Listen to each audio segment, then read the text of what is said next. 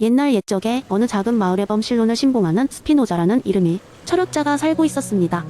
그는 마을 사람들에게 자연과 우주가 신과 동일하다고 설명하며 자연 속에서 신의 존재를 느끼라고 권유했습니다. 그가 말하길 숲속의 나무, 졸졸 흐르는 시냇물, 하늘을 나는 새, 심지어는 발, 밑에 흙까지도 모두 신의 표현이라고 했습니다.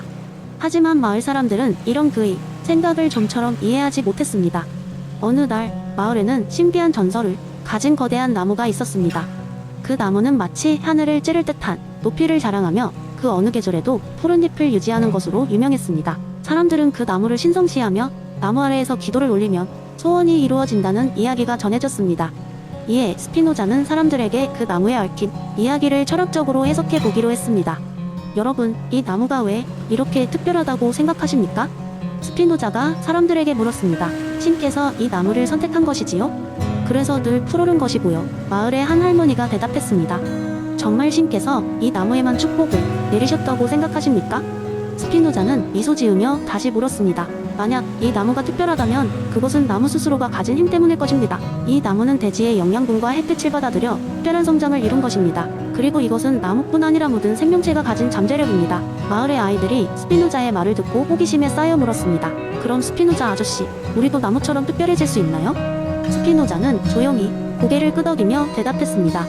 물론이죠. 여러분도 자연의 일부이고 그 자체로 이미 특별한 존재입니다. 여러분 안에도 우주의 모든 법칙과 질서가 담겨 있습니다. 나무가 그랬듯 여러분도 자신의 자리에서 최선을 다함으로써 우주와 하나로 연결되어 있다는 것을 느낄 수 있을 겁니다. 이 말을 듣고 아이들은 스피노자를 따라 나무 주위를 빙 둘러싸고 앉아 자연의 소리에 귀를 기울였습니다. 나뭇잎이 바람에 흔들리는 소리, 새들이 지저귀는 소리, 흙냄새와 풀냄새가 어우러진 공기의 냄새, 모든 것이 그들에게 새로운 감각으로 다가왔습니다. 그 후로 마을 사람들은 스피노자의 가르침을 따르며 자연과의 교감을 중요시하게 되었습니다. 마을의 분위기는 한층 더 차분해졌고 사람들은 서로를 비롯한 주변의 모든 것 속에 신의 존재가 깃들어 있음을 느끼게 되었습니다. 결국 스피노자가 전하고자 했던 메시지는 명확했습니다.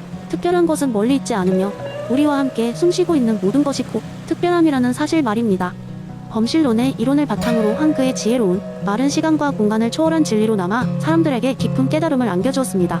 그리고 그 이야기는 세대를 이어가며 전해지게 되었습니다. 두 번째 이야기. 옛날 옛적 한 작은 마을에 지혜롭고 유쾌한 할아버지 루퍼스가 살고 있었습니다.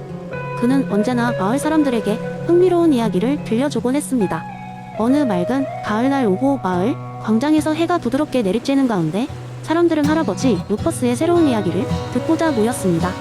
그날 루퍼스는 존 로크의 백지설에 대한 흥미로운 이야기를 들려주려 했습니다. 자, 여러분, 루퍼스가 힘차게 외쳤습니다.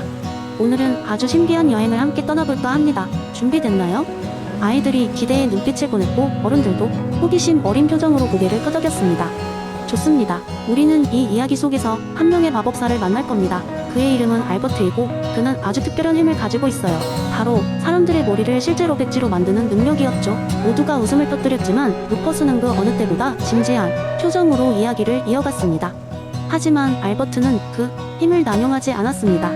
대신 그는 특별한 실험을 하기로 했어요. 그는 자신의 마법을 사용해 한 특별한 아기를 찾아냈고 그 아기의 머릿속을 완전히 백지로 만들었답니다. 그리고 그 아이를 가장 다양한 경험이 있는 마을로 데려갔죠. 시간이 지나 그 아이는 자라면서 많은 다양한 것을 배우게 되었습니다. 그는 오로스라는 이름의 소년이었고 그의 삶은 매일매일이 새로운 발견으로 가득했습니다. 하루는 목수의 작업장에서 나무를 깎아보고 다음 날에는 빵집에서 따끈한 빵을 굽는 법을 익혔습니다. 또 어느 날에는 호수에서 수영을 배우고 밤이 되면 천문학자의 망원경으로 별을 관찰했죠. 오로스는 방해받지 않는 순수한 경험에 의해 형성되었답니다. 할아버지는 설명했습니다. 하지만 그의 호기심은 갈수록 커져만 갔어요. 왜냐고요? 그는 매일매일의 경험을 통해 새로운 지식을 익히고 있었으니까요. 그리고 어느 날 오로스는 스스로 첫 번째 책을 쓰기로 결심했습니다. 그가 책을 쓰기 시작하자 그의 모든 경험이 아름답게 어우러져 놀라운 이야기들이 탄생했습니다. 그 책은 바로 마을에서 가장 사랑받는 책으로 자리 잡았고 오로스는 자신의 머릿속 백지에 그려진 경험으로 직조한 이야기로 마을 사람들 모두에게 큰 감동을 주었습니다. 여러분, 이 오로스의 이야기가 존 로크의 백지설을 잘 보여주지 않나요? 루퍼스는 미소 지으며 말했습니다. 우리 모두의 머릿속은 처음엔 백지와 같지만 우리가 마주하는 모든 경험이 그 고제점차 색깔을 입히는 것입니다. 그러니 매 순간을 경험하세요. 알고 보면 우리는 모두 오로스처럼 이야기를 작성하는 작가가 될 수 있답니다. 루퍼스의 이야기는 끝났지만 마을 사람들이 마음에는 새로운 생각의 씨앗이 심어졌습니다. 그날 이후로 마을 사람들은 경험이 중요성을 더욱 깊이 이해하게 되었고 매일매일의 경험을 통해 끊임없이 성장하고 배워가며 스스로의 이야기를 만들어 나가게 되었습니다. 세 번째 이야기 옛날 옛적. 사람들에게 조금은 잊혀진 조용한 마을 세다무리에는 이름이 수수께끼처럼 퍼졌던 한 소년 제이미가 살고 있었어요. 그의 삶은 평범하게 그지없었죠. 매일 새벽이면 제이미는 읍내로 나가 일을 하고 저녁엔 해가 지면서 한적한 집으로 돌아오는 단조로운 일상을 반복했습니다. 그러던 어느 날 다시는 돌이킬 수 없는 사건이 일어났습니다. 제이미가 마을 가장자리에서 우연히 굴러 떨어진 작은 해골을 발견한 것입니다. 그 해골은 어둑한 빛 속에서도 이상할 만큼 빛나고 있었어요. 제이미는 처음엔 조금 망설였지만 결국 해골을 집으로 가져가게 됩니다. 다음날 흥미로운 일이 벌어졌습니다. 해골의 입이 터져나가며 연신 말했다는 겁니다. 날 보면 그대의 가장 진실한 소원을 알 수 있으리라. 처음에는 농담으로만 여겼습니다. 그러나 제이미는 차츰 마음속에 참 제된 소망을 드러내고 말았습니다. 그것은 다름 아닌 음악이었습니다. 그는 상상조차 해본 적 없는 재능을 가지게 되었고 마을은 복부의 음악으로 가득 차기 시작했죠. 제이미의 음악 소리는 사람들을 끌어모았습니다. 그들은 그저 평범한 음악이 아닌 뭔가 내면 깊은 곳에 흐르는 특별한 소리임을 깨달았습니다. 마을 사람들은 제이미의 음악을 통해 그들 각각의 숨겨진 진실을 마주하게 되었고 이내 마을 전체는 혁신의 물결 속에서 새로운 변화를 맞이하게 됩니다. 하지만 중요한 것은 이 사건 이후의 과정입니다. 제이미는 해골과의 짧았던 약속 그리고 그로 인해 시작된 자신의 진리 절차를 충실히 따르기로 했습니다. 그는 매일 새로운 곡을 쓰고 마을 곳곳을 다니며 사람들에게 들려주려 애썼습니다. 그는 혼자만의 음악이 아닌 마을 전체의 소리가 되길 바랐던 것입니다. 제이미의 삶은 이제 큰 반향을 일으킨 사건의 결과로 새롭게 변화했으며 마을도 그로 인해 새로운 정체성과 세계관을 가지게 되었습니다.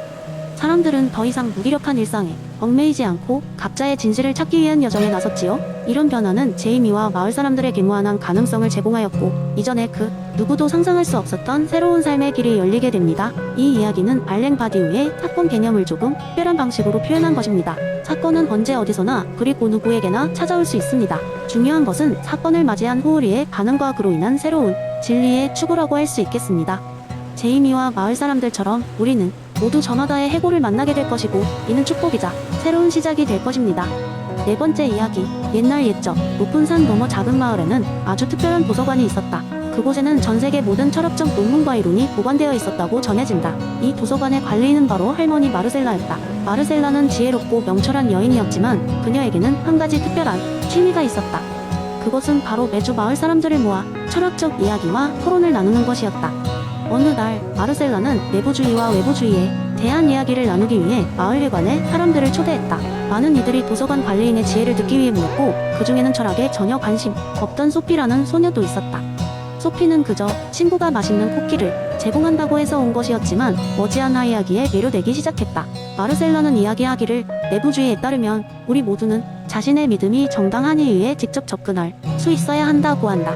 예를 들어 너희가 왜 아침에 일어나 이를 닦는지 알고 싶다면 스스로 물어봐야 한다. 이는 너희 건강에 좋다는 믿음에 직접 연결될 수 있어야 해. 마치 이 도서관의 문서가 누구에게나 열려있는 것처럼 말이지. 하지만 소피가 손을 들고 물었다.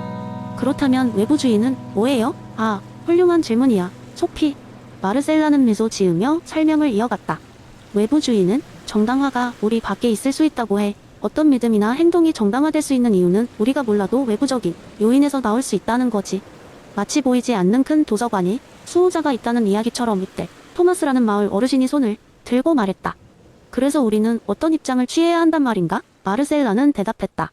중요한 것은 우리가 어떻게 우리의 믿음과 행동을 정당화하는지 그리고 그것이 내부적인 것인지 외부적인 것인지 이해하려고 노력하는 거지. 때로는 둘 사이의 균형이 필요할지도 몰라. 소피는 깊은 생각에 잠겼다. 그녀는 도서관에서 읽었던 동화의 한 장면을 떠올렸다. 주인공이 자신의 내면의 목소리를 따르지만 때로는 외부의 도움으로 목표를 이루게 되는 이야기였다. 소피는 자신의 삶에서도 때로는 내부의 소리, 때로는 외부의 조언이 필요하다는 것을 깨달았다. 마르셀라는 이야기를 마무리하며 말했다. 궁극적으로 윤리적 판단과 행동은 우리가 어떻게 그것을 정당화하는지에 대한 지속적인 탐구야. 그것이 내부적인 이유든 외부적인 요인이든 간에 누구나 자신의 판단을 되돌아보고 올바른 길을 찾을 수 있기를 바라. 사람들은 마르셀라의 이야기에 깊은 감동을 받았고 소피는 마음 한구석에 새로운 변화의 발판을 마련했다. 그녀는 이제 쿠키가 아닌 철학적 토론의 맛을 즐기게 되었다. 마르셀라 할머니의 이야기 속에서는 집단 지식과 개인적 이해의 조화가 잘 녹아들어 있었다. 이 교훈은 마을 사람들에게 오래도록 기억되었고 그들의 지혜와 도덕적 판단을 풍부하게 만드는 데 기여했다.